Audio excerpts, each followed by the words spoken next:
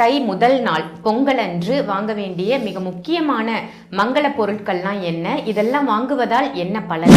அப்போது பிருகுமங்கள யோகம்னு சொல்லுவோம், லக்ஷ்மி நாராயண யோகம்னு சொல்லுவோம்.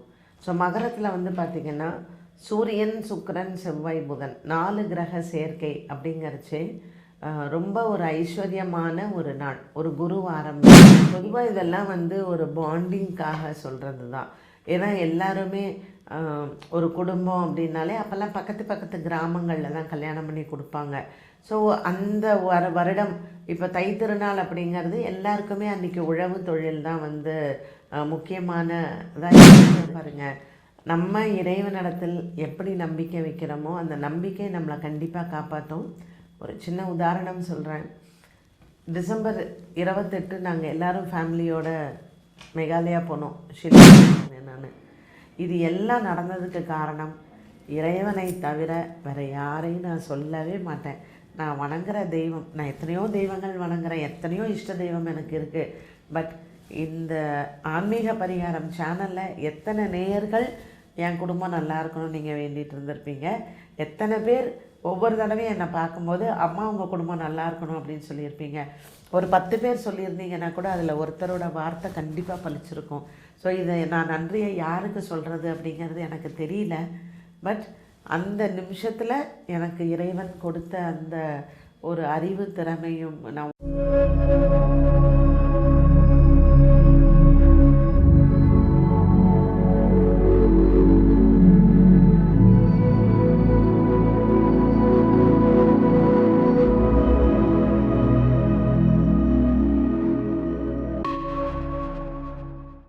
ஆன்மீக பரிகார நேயர்கள் அனைவருக்கும் அன்பான வணக்கங்கள். இன்னைக்கு நம்ம யாரை சந்திக்க வந்திருக்கோம் அப்படின்னு பார்த்தீங்கன்னா அஸ்ட்ராலஜர் பாரதி ஸ்ரீதர் மேடம் தான் சந்திக்க வந்திருக்கோம். வணக்கம் மேம். வணக்கம்மா மேம். பொங்கலை பற்றி ஒவ்வொரு பதிவுகளும் ரொம்ப அழகாக தொகுத்து கொடுத்துட்டு வரீங்க. போகி பண்டிகை பார்த்தோம்.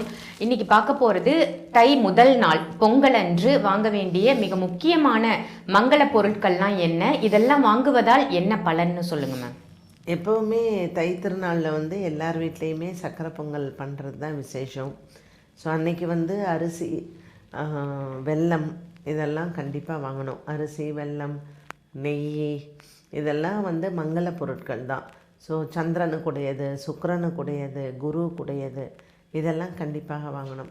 நான் ஆக்சுவலாக ஒரு பதிவில் சொல்லியிருந்தேன், சூரியன் எப்போ வந்து மகர ராசிக்கு பிரவேசம் செய்கிறார் அப்படின்னு பார்த்திங்கன்னா, இந்த வருடம் அவர் வந்து மகரத்துக்கு ஜனவரி 14ஆம் தேதி சாயங்காலம் 3:15 பிரவேசம் செய்கிறார். அப்போ அவர் அப்படி பிரவேசம் செய்கிற காலத்துலேயே அவர் சுக்கிரனையும் சேர்த்து கூப்பிட்டு போயிடுறாரு. ஸோ சூரியன், சுக்கிரன், செவ்வாய், புதன் 4மே மகரத்தில் சஞ்சாரம் செய்கிறாங்க இந்த தை திருநாள் அன்னைக்கு. அப்போது பிருகுமங்கள யோகம்னு சொல்லுவோம், லக்ஷ்மி நாராயண யோகம்னு சொல்லுவோம். ஸோ மகரத்தில் வந்து பார்த்திங்கன்னா சூரியன், சுக்கிரன், செவ்வாய், புதன் 4 கிரக சேர்க்கை அப்படிங்கிறச்சு ரொம்ப ஒரு ஐஸ்வர்யமான ஒரு நாள், ஒரு குருவாரம் வேறு அன்றைக்கி. ஸோ குரு பகவானோடைய அனுகிரகம் நமக்கு கண்டிப்பாக அன்றைக்கி கிடைக்கணும். அதனால் நவதானியங்கள் கண்டிப்பாக அன்றைக்கி வாங்கிக்கோங்க. கோதுமை, வந்து துவரம் பருப்பு, பாசி பருப்பு, அப்புறம் சுக்கிரனுக்கு வந்து மொச்சை, இந்த மாதிரி நீங்கள் கடையில் கேட்டிங்கன்னா நவதானியம் கலந்தே கொடுப்பாங்க. ஸோ எனக்கு உங்களுக்கு ஒரு அட்வைஸ் கொடுக்கணும், இந்த தை திருநாளில் நம்ம இது வாங்கி இது நம்ம சமைச்சு சாப்பிட்டோம்னா நமக்கு ரொம்ப ஆரோக்கியம். ஏன்னா நான் எப்பவும் சொல்லுவேன் இல்லையா, இந்த வருஷம் எல்லாருக்குமே ஹெல்த் ரொம்ப படுத்தும், கவனமாக இருங்கன்னு.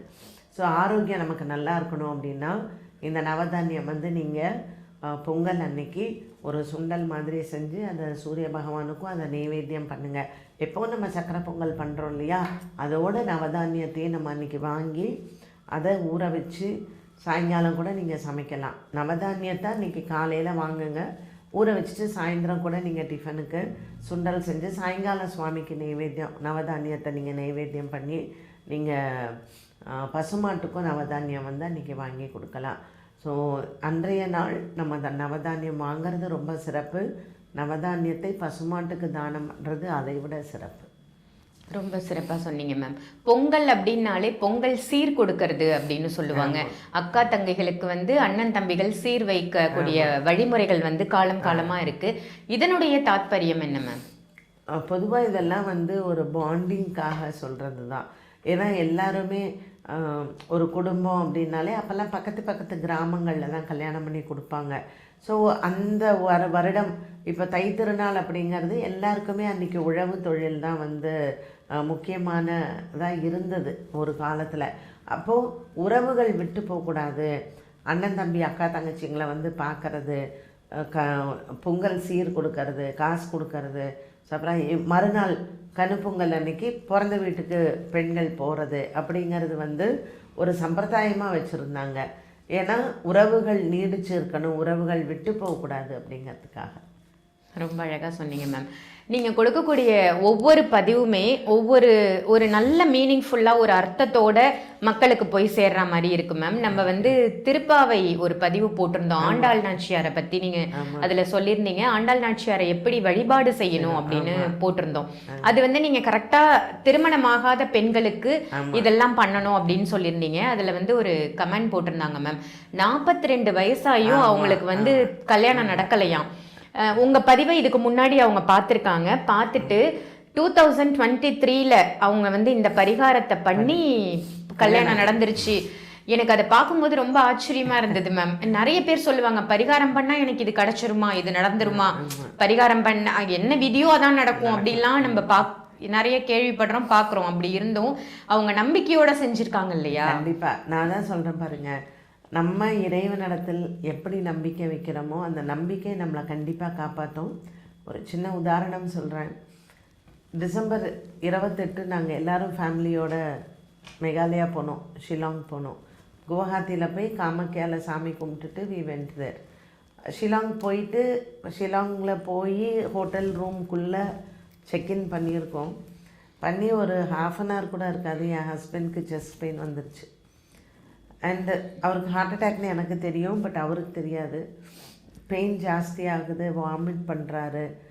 என் சன்னின்லாவை நான் கூப்பிட்டு முதல்ல டாக்டரை கூப்பிடுங்கன்னு, அப்புறம் இங்கே அப்போலோக்கு கால் பண்ணி ஃப்ரெண்டுகிட்ட எனக்கு அங்கே டாக்டர் சொல்லுங்கன்னு. ஸோ வித்தின் 10 மினிட்ஸ் டக்குன்னு நாங்கள் அந்த நிமிஷத்தில் நாங்கள் கொண்டு போய் ஹஸ்பண்டை ஹாஸ்பிட்டலில் சேர்த்தாச்சு. இசிஜி எடுத்தோம், பல்ஸ் குறைஞ்செடுத்தவருக்கு. உடனே ஆன்ஜியோ பண்ணணும்னு சொன்னாங்க. நான் உடனே இங்கே டாக்டருக்கு அந்த இசிஜி ரிப்போர்ட்டை திருப்பி அனுப்பிச்சி விட்டேன். இவருக்கு ஏற்கனவே ஆன்ஜியோகிராம் பண்ண ரிப்போர்ட்ஸ்லாம் கொடுங்கன்னு கேட்டாங்க.